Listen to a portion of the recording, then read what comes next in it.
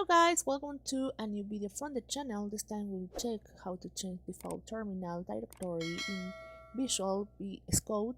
So let's start. Following these steps, surely you will do it. So the first step is open VS Code. Launch Visual Studio Code on your computer. Number 2, open the command palette. Press Ctrl plus Shift plus Windows or Linux or CMD plus Shift plus P to open the command palette. The number 3, select default profile. Type terminal. Select default profile in command palette and press enter. Number 4, choose your preferred shell. From the list, select your preferred shell, example, bash or PowerShell, or the command prompt. Number 5, change default directory.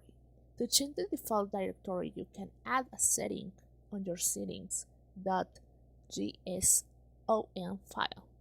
Open the settings by pressing Ctrl plus Windows on Linux or CMD, it depends on your computer, or in Mac. Then click on the icon on the top right on the corner, open JSON file. Number 6, add a setting. Add the following line to your settings JSON file.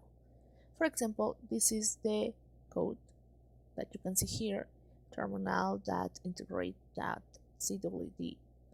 Okay, and this is example. You can copy this and write the same on your command.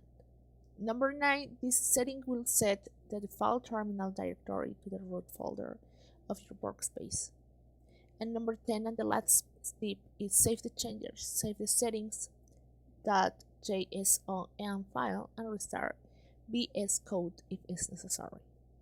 So as you can see, it's easy to do it.